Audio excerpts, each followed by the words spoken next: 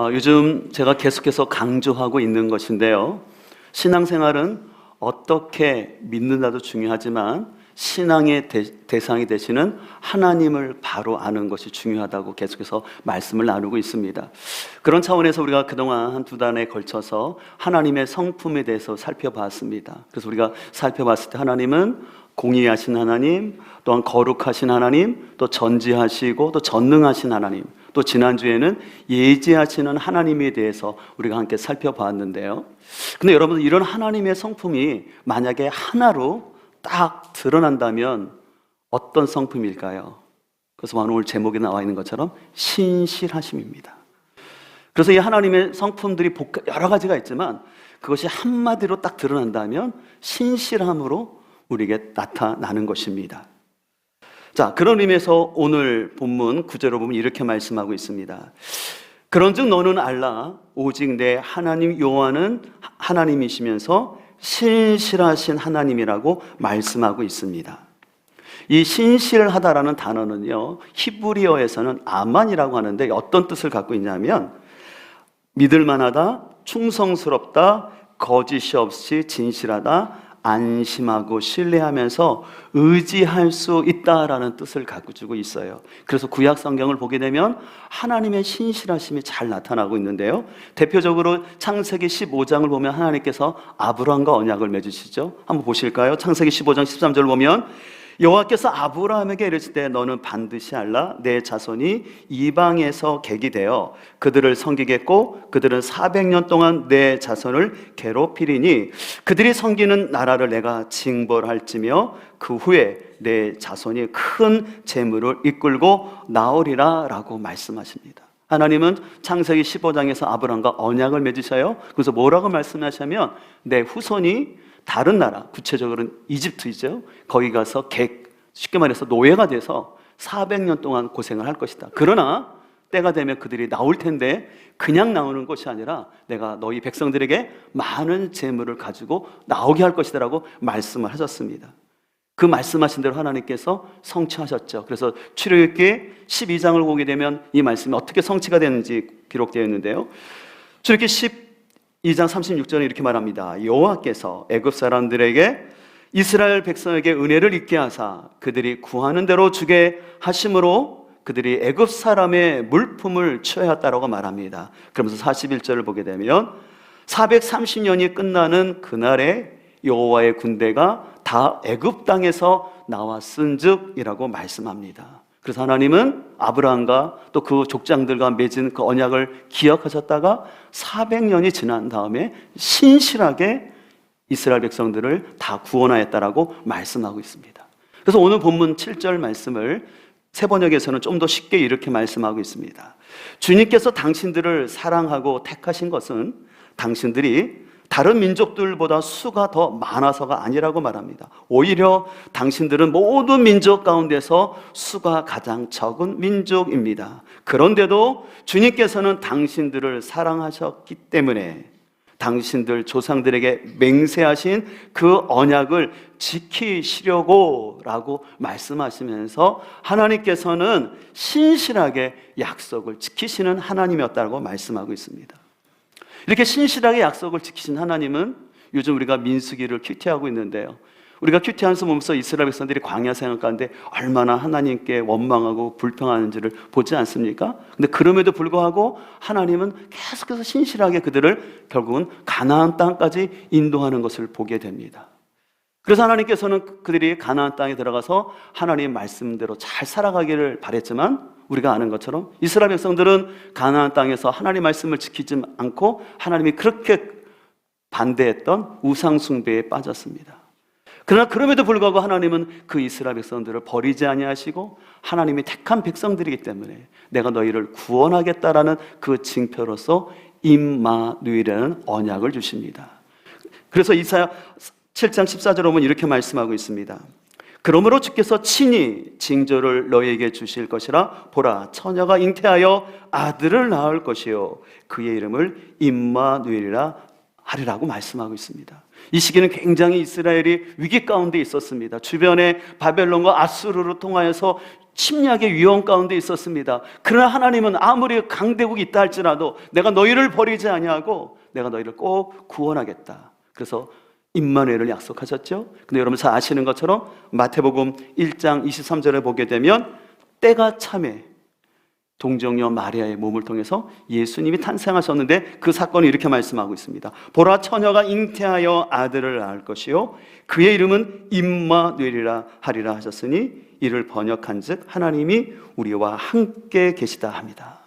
여기서 하나님이 함께 계시다라는 것은 우리를 구원하신다라는 것이죠. 그래서 우리의 구원을 위해서 예수님은 이 땅에 오셨습니다. 그리고 이 땅에 오신 예수님은요, 이 땅에서 사역하실 때 아주 신실하게 사역했던 것을 우리는 알 수 있습니다. 특별히 마가복음 1장을 보게 되면 하루는 예수님께서 안식일 날 회당에서 사람들을 가르치셨습니다. 그리고 회당에서 가르친 다음에 곧장 나오셔서 어디로 가냐면 베드로의 장모가 열병에 들렸다는 소식을 듣고 그 베드로의 장모를 치유하십니다. 그리고 또 치유하고 나신 다음에 사람들이 소문을 듣고 많은 귀신들과 귀신 들린 자들과 병자들을 데려왔어요. 근데 예수님께서 그들을 다 고쳐주시는 사역을 합니다. 우리는 예수님이니까 병자를 고치고 귀신을 내어 쫓겠다고 생각이지만 실은 여러분들 우리가 환우를 위해서 기도하는 게 쉬운 건 아니잖아요. 그리고 특별히 영적 싸움이 있는 이 축사 사역, 귀신을 내어 쫓는 것은 쉬운 게 아닙니다. 근데 예수님이 그렇게 하루 종일 사역을 하셨어요. 근데 바로 그 다음을 보게 되면 그 다음날 예수님이 새벽 미명에 일어나셔서 한적한 곳에서 예수님이 기도하셨다는 사실을 우리 마가복음 1장을 보면 알 수 있습니다. 이것을 보면요, 우리 예수님이 이 땅에서 33년, 특별히 공생의 3년을 사시면서 예수님이 얼마나 신실하게 사역하셨고 또 제자 훈련시켰던 것을 우리는 알 수 있습니다. 자, 그래서 이런 신실함을 잘 알기 때문에 히브리서 기자는 이렇게 말합니다. 히브리서 3장 1절에 이렇게 말합니다. 그러므로 함께 하늘의 부르심을 받은 거룩한 형제들아, 우리가 믿는 도리의 사도시며 대제사장이신 예수님을 깊이 생각하라. 그 예수님을 깊이 알라라는 거죠. 그는 자기를 세우신 이에게 신실하시기를 모세가 하나님의 온 집에서 한 것 같이 하셨다라고 말씀하고 있습니다. 히브리서 저자는 비교합니다. 모세는 하나님의 집을 사역을 맡을 때 종과 같은 신실함으로 섬겼다면 예수님은 종의 마음이 아니라 아들의 신실함을 가지고 하나님을 섬겼다고 말씀하는 거죠. 그래서 제가 지금 전에 말씀드린 것처럼 예수님은 그렇게 신실하게 사역을 하셨어요. 그리고 이제 심지어는 예수님께서 마지막 십자가에서까지 죽으면서까지 신실하게 죽으시면서 우리의 구원을 이루시는 것을 보게 됐는데요. 히브리서 5장 8절은 이렇게 말합니다. 그가 아들이시면서도 받으신 고난으로 순종함을 배워서 온전하게 되셨은즉 자기에게 순종하는 모든 자에게 영원한 구원의 근원이 되시고라고 말씀하십니다. 여러분들, 예수님은 제가 말씀을 보면서 공생의 동안도 신실하셨지만 십자가 지실 때 그 고난주간, 흔히 말하는 일주일 동안 얼마나 신실했던 것을 아시죠? 그 죽음을 앞둔 그 일주간, 한 주간 동안 우리 지난 새벽 기도를 통해서 예수님의 십자가의 여정을 통해 살펴봤던 것처럼 계속해서 예수님은 가르치셨고, 그리고 십자가의 고난을 당하실 때 머리부터 발끝까지 온전히 모든 고난을 다 당하신 거예요. 그 이유는 신실하게 우리의 모든 죄를 대속하기 위해서 그 고통을 다 겪으신 것을 우리는 알 수 있습니다. 근데 우리 예수님께서는요, 이렇게 십자가에서 신실하게 대속의 사역을 완성하신 다음에 예수님께서 십자가를 지시기 전에 또 제자들을 걱정하셔서 신실한 마음으로, 마치 우리 부모님들이 엄마가 어디 멀리 갈 때 남아있는 가족들을 위해서 곰국도 잔뜩 끓여놓고 김치찌개도 끓여놓은 것처럼 그 남아있는 제자들을 염려하면서 내가 떠난다고 걱정하지 마라. 내가 너에게 보혜사 성령님 보내주셔서 너희와 함께 할 거라고 약속을 하셨습니다. 그래서 여러분들 아시는 것처럼 로마서 8장 34절에 이렇게 말하고 있습니다.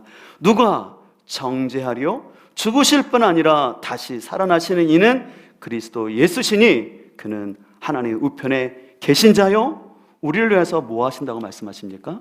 강구하신다라는 거예요. 예수님은 신실하게 보혜사 성령님 보내실 것을 약속하셨고 성령님은 오셨지요. 그리고 오신 다음에 그럼 예수님이 사역 끝났다고 그냥 하나님 우편에서 지금 편히 계신 것이 아니라 하나님 보좌 우편에서 우리를 위해서 뭐예요? 간구하고 계시다고 말씀하고 있습니다. 이런 것을 보면 우리 예수님이 얼마나 좀 신실하게 계신지를 몰라요. 근데 예수님은 여기서 끝이 아니세요. 그것은 뭐냐면 우리를 위해서 거처를 예비하신다고 말씀하고 있습니다. 그래서 요한복음 14장은 이렇게 말합니다. 너희는 마음에 근심하지 말라. 하나님을 믿으니 또 나를 믿으라고 하면서 내 아버지 집에 거할 곳이 많도다. 그렇지 않으면 너희에게 일렀으리라. 내가 너희를 위하여 거처를 예비하러 가노니 가서 너희를 위하여 거처를 예비하면 내가 다시 와서 너희로 내게 영접하여 나 있는 곳에 너희도 있게 하리라. 아멘. 주님 말씀하세요. 내가 너희를 위해서 거처를 예비하고 있을 거야. 그리고 하나님의 때가 되면 내가 너희에게 와서 이 거처에서 영원토록 함께 살 것이라고 말씀하셨는데 저는 이 말씀이 신실하게 이루어질 줄 믿습니다. 왜냐하면 구약에서부터 보여줬던 하나님의 모습, 이 땅에 오셨던 예수님의 신실하신 사역, 그리고 보혜사 성령을 보내주셨다고 약속하신 것이 성취되었은 걸 보았을 때 우리 주님은 우리를 위해서 예비하신 그 천국에서 우리를 만날 줄 믿습니다. 우리가 이것을 보게 되면 우리 성부 하나님, 성자 예수님, 성령 하나님은 참 신실하시다는 걸 알게 돼요. 그래서 우리 하나님의 이미지 속에는 그런 거 없어요. 내가 깜빡했다. 내가 너한테 그 기도를 응답했는데 내가 깜빡했다. 요즘 내가 건망증이 있어서. 내가 정신이 없다 보니까 못했다. 요즘 내가 좀 피곤한데 나중에 해줄게. 그런 이미지가 하나도 없는 거예요. 하나님은 말씀하시면 꼭 성취하시는 신실하신 하나님인 줄 믿습니다. 그렇다면 이런 신실하신 하나님을 우리가 믿는다고 한다면 우리는 과연 어떻게 살아야 할까요? 미국 타임지가 선정한 미국의 최고의 신학자인 스탠리 하워스라는 사람이 있는데요. 지금 보이는 저분인데 아주 의미 있는 얘기를 했어요. 그분이 이런 얘기를 했습니다.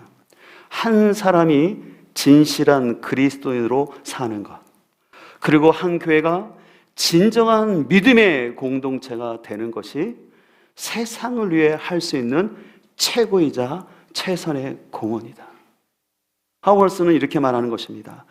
한 사람의 진실한 그리스도인이 되는 것, 그리고 한 교회가 진정한 공동체가 되는 것이 우리가 사회를 향해서 할 수 있는 최선의 공헌이라는 거예요. 저는 이 글을 읽었을 때 진짜 무릎이 쳐지더라고요. 역시 신학자는, 통찰력 있는 신학자는 틀리구나. 여러분들 별로 감동이 안 되시는 것 같은데 여러분 생각해 보십시오. 우리가 어떠한 모습으로 살아야 할지 정확히 말하는 거예요. 우리 하나님이 신실하신 것처럼 우리가 한 사람의 신실한 그리스도인이 되자는 겁니다. 그리고 한 공동체가 믿음의 공동체가 되자라고 얘기하는 것입니다.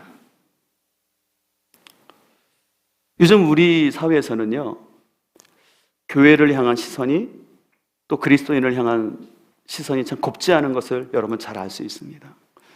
또 보신 분들도 있지만 그 나는 신이다에 나오는 그 다큐에 나오는 참 말도 안 되는 그 사이비 교주들의 행태와 더 안타까운 것은 그런 사이비 교주의 말에 세뇌되어서 가스라이팅 당해서 거기서 자신의 삶을 허비하고 있는 참 아픔을 당하는 그 사람들 볼 때 너무 안타까운 마음이 드는 게 사실입니다. 요즘 많은 사람들이 인기 있는 드라마들을 보면 거의 다 교회에 관련된 또 목사들을 희화하는 그런 작품들을 써야지 사람들의 인기가 있습니다. 그래서 여러분들 수리남이라는 드라마 아신 분 아시죠? 또 그로리라는 그런 작품, 참 작품성으로는 참 좋지만 한편으로 그리스도인을 보기에 참 불편함이 있죠. 여러분 혹시 지올팍이라는 래퍼를 아시나요? 아마 우리 어르신들은 잘 모를 텐데 저도 얼마 전에 이 지올팍이라는 래퍼가 난 크리스찬이라는 뮤직비디오를 만들었어요. 제가 처음 봤을 때는 굉장히 좀 불편했어요. 이게 뭐냐면 이 그리스도인의 이중성을 비판하는 얘기예요. 근데 알고 봤더니요, 이 지올팍이라는 래퍼도 크리스찬이더라고요. 그 자신의 모습을 봤을 때, 또 교회의 모습을 볼 때 이 교인들이 갖고 있는 모순성들을 이 뮤비를 통해서 보여주는 것이었어요. 어쨌든 오늘날 우리 사회는 교인들을 향해서, 교회를 향해서 따가운 눈초리를 보내고 있습니다. 그러나 이런 현실 속에서도 우리가 신실하신 하나님을 믿기 때문에 우리는 먼저 일터에서 신실한 그리스도인으로 살아가기를 간절히 소망합니다. 그런 의미에서 사도 바울은 디도에게 이렇게 권면하고 있는데요. 디도서 2장 9절에 이렇게 말합니다. 종들을 가르치되 모든 일에 주인에게 복종하고 그들을 기쁘게 하고 말대꾸를 하지 말고 훔쳐내지 말고 온전히 신실하라고 하십시오. 그러면 그들이 모든 일에서 우리의 구주이신 하나님의 교훈을 빛낼 것입니다 라고 이야기하고 있습니다. 사도 바울은 목회하고 있는 디도에게 권면합니다. 당신이 목회하는 그 공동체에 종의 신분으로서 그리스도인이 된 상도들이 있을 텐데 그들에게 잘 가르치십시오. 종의 신분으로서 하나님의 자녀가 됐다고 해서 그 자유의 신분을 오용해서 종으로서의 정체성을 잃어버리지 말고 계속 신실한 종이 되어서 자기에게 맡겨진 일을 잘 감당하면서 주인에게 복종하라고 얘기하고 있습니다. 여러분, 이 사도 바울의 가르침은요, 오늘날 우리의 관점으로 노예제를 옹호하는 것이 결코 아닙니다. 왜냐하면 초대교회 안에는요, 예수 그리스도의 복음이 증거될 때 귀족들도 주인들도 믿었지만 종들도 회개하고 믿었어요. 그냥 교회 공동체 안에 주인과 종이 같이 있는 거예요. 근데 만약에 어떤 종이 나는 이제 예수 그리스도의 자유한 됐어, 난 이제 자유인이 됐어 라고 생각하면서 종에게 복종하지 않는다면 그건 무질서한 거지 않습니까? 그렇기 때문에 사도 바울은 분명히 종의 신분에서 구원 받았지만, 그래서 하나님의 자녀가 되었지만 그 종의 신분을 잃지 말고 그 맡은 자리에서 주인에게 복종하고 나가는 것이 바른 삶이라고 얘기합니다. 그렇게 하면 그 신실한 종의 모습을 통해서 그리스도의 복음이 하나님의 영광을 받을 거라고 권면하는 것입니다. 만약에 반대로 그 권위에 순종하지 아니하고 자꾸 말대꾸하듯이 따지고 자기 권리만 주장하면서 자기에 맡겨진 일을 하지 않는다면 하나님의 영광이 가리워진다라는 얘기입니다. 우리는 교회를 다니면서 참 믿음이라는 단어를 많이 쓰죠. 그래서 우리 권사님은 믿음이 참 많으신 분, 저 지사님은 믿음이 뜨거워라고 얘기를 하는데 어느 때 그런 믿음이 있다라는 표현을 합니까? 아마 대부분 어떤 분이 공적인 예배를 신실하게 참석하고 또 맡겨진 봉사 열심히 하고 또 기도를 뜨겁게 할 때 우리는 그분이 믿음이 있어라고 이야기를 합니다. 근데 믿음에는 이런 영역도 있는데요, 신약 성경에서는 믿음을 또 다르게 설명하는데 그것은 뭐라고 말씀하고 있냐면 피스토스라고 얘기합니다. 이 피스토스는 뭐냐면 자신에게 맡겨진 일에 충성스럽고 약속을 잘 지키며 신뢰감을 주는 것, 이것을 믿음이라고 해요. 그래서 우리가 faith라고 하는데 faithful이라는 단어는 뭐냐면 어떤 일에 신실한 거예요. 자기에게 맡겨진 일에 정직한 거예요. 그래서 여러분들, 믿음이라는 것은 보이지 않는 하나님을 신뢰하는 것들도 있지만, 확신하는 것도 있지만, 그 보이지 않는 하나님을 믿기 때문에 나의 삶 속에서 나에게 주어진 일에 충성하는 거예요. 근데 만약에 어떤 사람이 교회는 열심히 다니고 또한 기도도 하고 성경에 대한 지식은 많이 아는데 직장 생활 가운데서 대인 관계 속에서 약속을 잘 지키지 않거나 또 자꾸 수동적으로 눈치를 보면서 일한다면 우리 그런 사람을 봄으로 인하여서 오히려 세상으로부터 지탄을 받는 거죠. 식사 기도도 하고 어떤 얘기할 때 굉장히 성경적인 얘기를 많이 하지만 정작 직장 생활 가운데서 본이 되지 못하고 심지어는 그 직장의 질서를 잘 존중하지 못하고 우리가 흔히 얘기하는 것처럼 그런 안 좋은 얘기하는데 동참하고 그렇게 남을 비방해놓고는 자신이 그리스도인이라 말한다면 당연히 주변 사람들은 그런 사람 생각할 때 참 불편하게 생각할 할 수밖에 없다라는 것이죠. 여러분들, 우리 교회사를 보게 되면 여러분 알다시피 초대교회는 많은 핍박을 받다가 313년에 공의를 받게 됩니다. 근데 거기에 결정적인 영향을 했던 사람이 콘스탄틴 대제, 여러분 알고 계시죠? 근데 이 콘스탄틴이 그렇게 기독교를 공인했던 이유는 여러 정치적인 이유도 있지만 그가 신앙적인 체험이 있었기 때문에 그렇습니다. 근데 콘스탄틴 대제가 그렇게 신앙적인 영향을 받을 수 있었던 것은 그의 어머니인 헬레나의 영향 때문이었습니다. 여러분들이 문헌이나 영화를 보게 되면 로마 사회가 얼마나 성적으로 부패했는지 알 수가 있습니다. 그래서 유럽에 있는 박물관들도 가보면은 그 당시에 그 문화를 알 수 있는 것들이 있어요. 굉장히 성적으로 아주 자유로운 분위기였습니다. 근데 로마 귀족들이 비록 자기 아들은 그렇더라도 좀 며느리는 좀 깨끗한 며느리를 보고 싶은데 그런 사람이 없는 거예요. 근데 주변을 찾아봤더니 자신들이 핍박하고 있었던 그리스도인이라는 사람들, 흔히 말하는 예수쟁이라는 사람들을 보니까 신앙적인 건 틀렸지만 그들은 굉장히 신실하고 순결하다는 걸 알았어요. 그래서 로마 귀족들이 누구를 며느리를 삼냐면 크리스찬 자녀들을 택하는 거예요. 그리고 그 가운데 아까 말했던 헬레나 같은 여성이 그 콘스탄틴 대제의 아버지인 콜로노스와 결혼하여서 그 자녀를 낳고 그 자녀를 믿음의 영향을 미친 거죠. 그래서 로마 사회가 변화하는데 큰 영향을 미쳤다는 것을 알 수가 있습니다. 우리는 이런 역사적 사례를 다시 한번 생각해 보면서 우리가 믿는 하나님이 신실하신 하나님인 것을 믿는다면 우리는 우리에게 주어진 일터 가운데서 우리도 정직하고 손해 볼지라도 약속을 지키고 이기적인 사람으로가 아니라 우리가 하나님 앞에 신실한 모습으로 세워지기를 간절히 소망합니다. 계속해서 우리는 하나님의 신실하심을 믿을 때 예수 그리스도께서 핏값으로 세우신 교회를 향해서도 우리는 신실한 모습으로 믿음의 공동체를 세워가야 할 줄 믿습니다. 요한계시록 3장 14절에서 예수님께서 이렇게 말씀하시는데요, 라오디아 교회의 심부름꾼에게 이렇게 써 보내어라. 아멘이시오. 예수님은 아멘이신 분이라고 하는데 이거 신실하시다는 뜻이죠. 그래서 신실하시고 참되신 증인이시오 하나님의 창조의 처음이신 분이 말씀하십니다. 나는 내 행위를 안다. 너는 차지도 않고 뜨겁지도 않다. 내가 차든지 뜨겁든지 하면 좋겠다라고 말씀합니다. 오늘 사도 요한은 예수님을 어떤 분으로 표현합니까? 아멘이시라는 거예요. 진실로 거라한 분이라는 거예요. 거짓이 없는 분이라고 말하는 거예요. 그래서 그 예수님은 신실하신 분인데 그 신실하신 예수님이 라오디아 교회를 향해서 말씀하는데 좀 너희가 뜨겁든지 차갑든지 좀 했으면 좋겠다. 왜 이 얘기를 했냐면 그 당시 라오디아 교회는요, 세상적 부유함에 가득함으로 인하여서 영적인 나태함 가운데 있었습니다. 그래서 주님은 그 라오디아 교회를 보시면서 안타까운 마음을 보시면서 너희가 그렇게 하지 않으면, 차갑든지 뜨겁든지 하지 않으면, 너희들의 신앙을 돌이키지 않으면 내가 더 이상 너희들을 품을 수 없어서 나는 너희를 토해낼 수밖에 없다라고 예수님은 말씀을 하는 것입니다.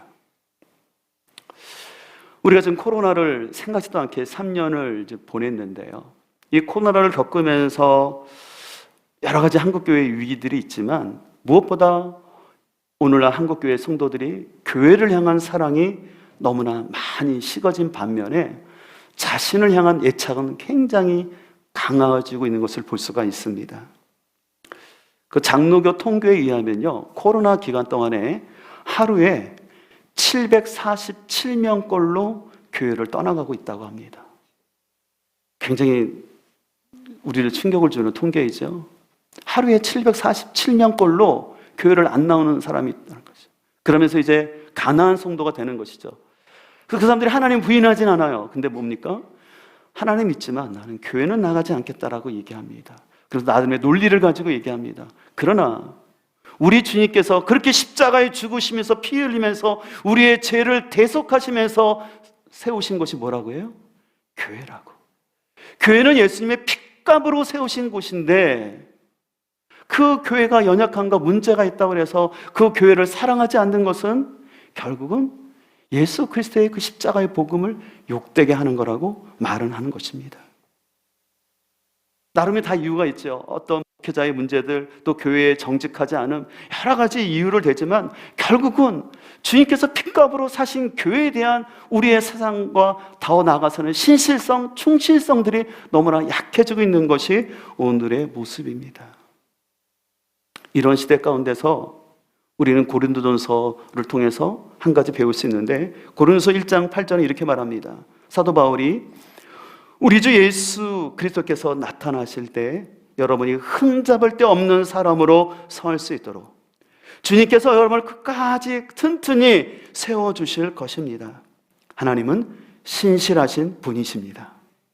하나님께서는 여러분을 부르셔서 그 아들 우리 주 예수 그리스도와 친교를 가지게 하여 주셨습니다라고 말하고 있습니다. 여러분 알다시피 고린도 교회에 별명이 있죠. 교회 문제의 종합 백화점. 그래서 오늘날 현대 교회가 갖고 있는 모든 문제들을 고린도 교회에 다 담겨져 있습니다. 그래서 고린도 교회는 여러 가지 문제가 있었을 뿐만 아니라 무엇보다 사도 바울의 사도권을 인정하지 않았던, 그 사도 바울을 참 가슴 아프게 했던 교회가 고린도 교회입니다. 근데 사도 바울이 고린도에서 3년 가까이 사역했던 교회였거든요. 어떻게 보면 사도 바울이 인간적인 마음으로 자기의 권위도 인정하지 않고 온갖 문제를 일으키는 그 고린도 교회를 좀 내려놓고 오히려 자기를 잘 후원해주고 있는 그 빌립보 교회에 집중할 수 있었을 텐데, 사도 바울은 이 고린도 교회를 향해서 학자들의 견해 조금 다르지만 고린도 전후서를 포함해서 5번에서 6번의 편지, 그 가운데는 눈물의 편지까지 포함해서 이 교회를 세우기 위해서 그렇게 문제가 많고 자신의 사도권을 인정하지 않고 어떻게 보면 스트라이크를 일으키면서 바울을 내쫓아야 된다고 그렇게 하는 그 교인들을 향하여서 그런 편지를 쓰면서 오늘 얘기하는 거예요. 뭐라고 말하고 있습니까? 아까 읽은 것처럼 흠잡을 데 없는 사람으로 설 수 있도록 우리 주님이 붙잡아 줄 걸 믿었던 거예요. 오늘 사도 바울이 가졌던 이 마음이 저는 우리 가운데 있어지기를 간절히 소망합니다. 교회는 의인이라 칭함받는 죄인들의 모임이기 때문에 당연히 그곳에는 갈등이 있을 수밖에 없고 여러 가지 연약함이 있습니다. 그러나 그럼에도 불구하고 오늘 사도 바울이 그 고린도 교회를 향하여서 우리 주님이 오실 때까지 그들을 흠없이 온전히 튼튼히 세워질 것을 소망하면서 포기하지 않고 계속해서 기도하고 권면했던 것처럼 오늘 그 사도 바울에게 주셨던 그 하나님의 은혜가 우리 가운데 가득 넘쳐나기를 소망합니다. 지난주에 제가 그 세미나를 다녀왔습니다. 어떤 세미나였냐면 그 평택 대광교회라고요, 아주 제자훈련을 신실하게 감당하고 있는 중소도시에서 제자훈련을 잘 감당하는 교회예요. 거기 목사님이 배창도 목사님이신데, 이제 그분이 이제 개척을 하시고, 개척교회가 어렵지만 그래도 나름대로 열심히 하셔서 성도들이 한 100여 명 이상 되면 자꾸 그때 문제가 더 많이 발생한대요. 그러니까 성도들 간에 싸우고, 또 싸우면서 목사님이 자기 편을 안 들어줬다고 또 교회를 나가기도 하고, 자꾸 교회가 한 100여 명 이상 됐을 때 너무 교회가 시끄럽고 어려웠어요. 그래서 목사님이 고민을 했어요. 이게 어떻게 목회를 해야 될까? 그러던 차에 1987년도에 옥하는 목사님을 알게 되었고, 그 옥하는 목사님을 통해서 제자훈련에 대한 도전을 갖고 이제 지금 한 30년 동안 신실하게 이제 이 제자훈련 목회를 하시는데, 그 세미나를 진행하시면서 그런 간증을 하시더라고요.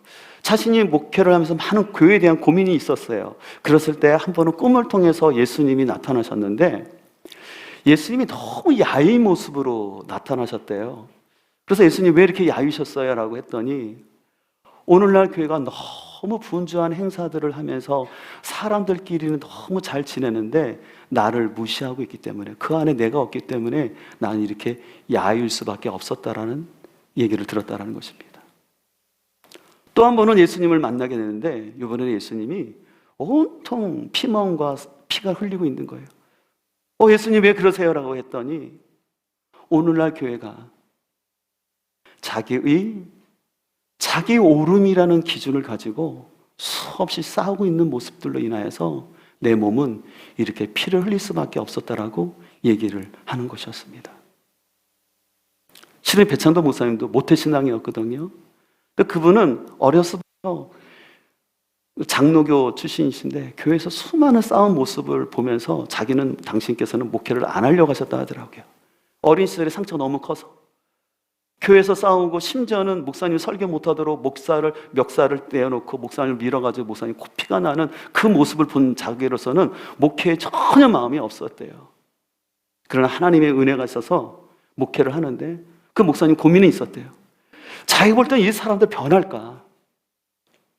진짜 사람들이 안 변하고 변한 것 같은데 안 변하고 뭐 직분 있어도 또 싸우고 교회를 불랑케 하는 모습 보면서 그 목사님 고민이 과연 변할까 였어요. 근데 아까 말한 것처럼 욱하는 목사님을 통해서 제자 훈련에 대한 도전을 받고 묵묵히 지금 동안 제자 훈련을 통해서 교회를 세우셨는데 지금 그 교회는 한 작년이 1,500명 되는데 전임 교육자가 2명밖에 없다고 하더라고요.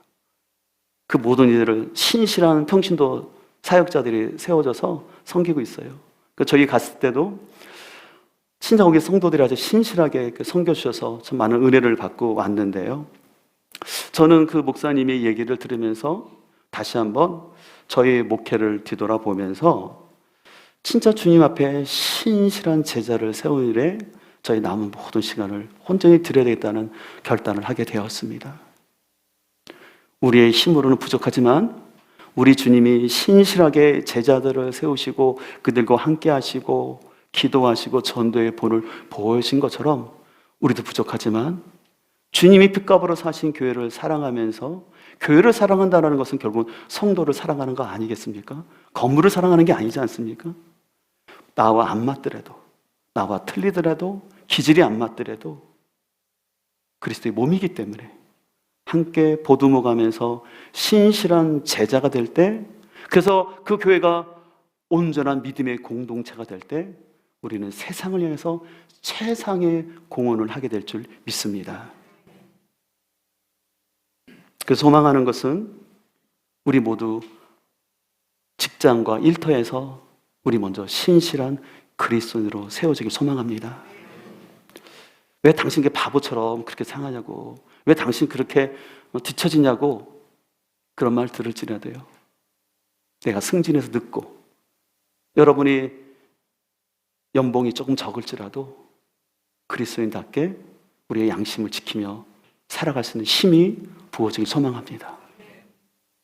그리고 믿음의 한 공동체를 세운다는 것은 결코 쉬운 일이 아니기 때문에 연약함과 부족함이 있음에도 불구하고 예수 그리스도의 피로 사신 교회를 함께 이뤄나가고자 순종하며 나아갈 때 하나님이 분명히 그 삶 가운데 역사할 줄 믿습니다. 제가 미국에 박사학위 공부로 갈 때 그 이민 목회하시는 목사님들을 주변에 참 좋은 분들이 있었거든요. 그분들이 이제 그런 하소연을 하시는 게 뭐냐면, 이민 사회는 교회를 중심으로 커뮤니티가 이루어져요. 뭐 식사도 하고 교제도 하니까. 근데 그건 좋은데 문제는 교회에 대한 그 충성심이 너무 약하다는 것이에요. 너무나 사람들이 교회를 쉽게 옮기고 또 끼리끼리, 그러니까 그 이민 사회에서 어떤 영향을 끼치고 있는 소수의 몇몇 사람들이 중심이 되어서 그냥 목회자를 청빙했다가도 마음에 안 들면 목회자를 내보내기도 하고 아니면 싸움이 나서 그냥 옮기기도 하고, 그러면서 이제 그 목사님들 얘기를 들으며 느끼는 것은 뭐냐면, 우리 교회라는 것은 아까 말한 것처럼 완벽하지 않잖아요. 근데 내가 어느 교회를 속하든 간에 하나님의 질서 안에서 내가 그 공동체 안에 잘 이겨내면 하나님께서 우리의 삶을 인도하시거든요. 근데 문제는 너무 나의 기준과 잣대를 가지고 쉽게 판단하고 싸우고 옮기면서 다니게 되면은 내 믿음이 자라지가 않는다는 거예요. 무엇보다 하나님은 질서의 하나님이기 때문에요, 내가 어느 공동체에 속하여 있을 때 하나님 그 공동체의 또 영적인 질서 안에서 그 권위 안에 있을 때 하나님 우리의 삶을 인도해 가시거든요. 근데 이민교회에 나타났던 안타까움은 뭐냐면, 그 권위가 목사님에게 있는 것이 아니라, 교회에 있는 것이 아니라 유력한 사람, 다시 말해서 밥을 잘 사주는 사람, 자꾸 사람 불러서 밥 챙겨주고 막 얘기하는 사람과 친한 거예요. 그러다 보니까 신앙이 교회와 목사님 말씀 중심이 아니라 누구 중심이에요? 유력한 사람, 밥 잘 사주고 선물해주고 뭐 길을 열어주는 그 사람하고, 그러니까 이게 떠돌이 신앙이 되는 거예요. 근데 그런 모습이 어떻게 보면 오늘 우리 한국교회 안의 모습일 수도 있습니다. 그러나 그럼에도 불구하고 우리가 신실하신 하나님께서 피로 사신 교회를 우리는 이런 세대 속에서도 신실함으로 섬기는 우리 성도들 되기를 소망합니다. 토요일 날 저희가 전도 나가고 있잖아요. 해밀동하고 싱싱장터에서 전도 나가는데 여러분들 전도하면 사람들이 반응이 어떠실 것 같아요? 제 경험으로는 한 90%는 잘 받아주셔요. 교회 전도도 주고 교회 주보 주고 해도 거의 잘 받았어요. 한 몇 사람만 저 그냥 괜찮아요. 그냥 고개 숙이고. 근데 무례하지 않아요. 굉장히 우리 세종시민이 매너가 좋아서 그런지 몰라도 아주 그냥 깍듯하게 대해 주세요. 그러면서 전도하다 보면 어떤 분들이 교인들을 만나면 교회 목사님이세요. 그래서 수고하신다고 얘기하고 교회가 어딨냐고 물어보면 얘기도 하고 이렇게 얘기를 나누는데 저는 그런 생각을 합니다. 요즘 아까 말한 것처럼 우리 사회가 너무 교회를 향해서 안 좋은 시선이 있고 뭐 나는 신이다 아까 그것처럼 그런 것 생기다 보니까 요즘 캠퍼스에서는 아예 현수막 걸려 있다고 하잖아요. 캠퍼스 안에 전도 활동하지 말라고. 뭐 신천지를 비롯한 아주 안사놓은 그런 하나님의 교회 같은 사람들이 전도를 하니까 아주 그럴싸한 모습을 와서 학생들 유혹하니까 아예 못하도록 하는데, 그러나 그런 시대일지라도 우리는 주님께 순종하여서 하나님께서 말씀하실 때 기도하고 그냥 할 수 있는 대로 최선을 다하면 하나님께서 우리 교회를 또 여러분의 삶을 아름답게 인도할 줄 믿습니다. 말씀을 마치면서 한 구절을 좀 보기를 원하는데요. 시편 36편 5절 말씀입니다. 거기 보면 여호와여 주의 인자하심이 하늘에 있고 주의 진실하심이 공중에 사무쳐 있으며라고 말하고 있습니다. 이 공중이라는 단어는 다른 번역에는 구름이라고 말하고 있어요. 여러분, 시인이 말하는 구름은 뭐냐면요, 우리 삶 가운데 있는 낙심, 두려움, 무서움, 어떤 내적 갈등일 수 있어요. 그런데 그런 삶 가운데도 우리 하나님의 신실하심, 인자하심은 그곳에 있는다라는 것이에요. 주님의 신실하심은요, 맑은 태양과 같은 날에만 있는 것이 아니라 오히려 비바람치고 내 인생의 먹구름이 몰려온 그 순간에도 주님의 신실하심은 나타나고 있는 줄 믿습니다. 그래서 우리가 신뢰할 것은 환경과 어떤 사람이 아니라 그 신실하신 하나님의 성품입니다. 약속하신 것은 꼭 지키신 하나님. 그래서 그 이루실 그 주님을 바라고 나아갈 때 여러분의 구름 같은 어둠이 있다 할지라도 하나님이 함께 할 줄 믿습니다. 주님이 함께 하신다면 그 구름도 나의 삶에 오히려 단비가 되는 은혜가 될 줄 믿습니다. 오늘 말씀을 마치면서 우리 하나님은 신실하신 하나님입니다. 그 신실하신 하나님께 감사의 마음을 가지고 한 주간도 일터에서 교회에서 그런 신실한 그리스도인으로 세워질 수 있는 저와 여러분 되기를 주님의 이름으로 축복합니다.